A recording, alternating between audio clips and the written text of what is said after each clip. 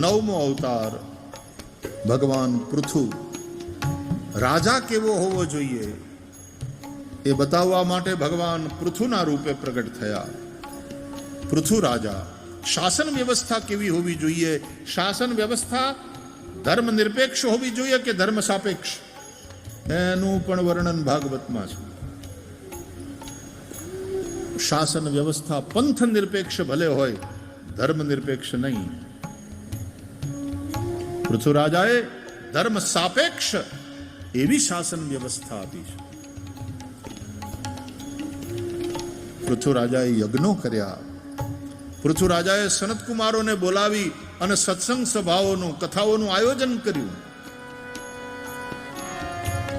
પ્રજામાં સંસ્કારનું સિંચન થાય, દૈવી ગુણોનું સ્થાપન થાય, એ માટે થઈ અને આ પ્રકારના યજ્ઞો, જ્ઞાન યજ્ઞો, સત્સંગ સત્રો, કથાઓ એ જરૂરી છે.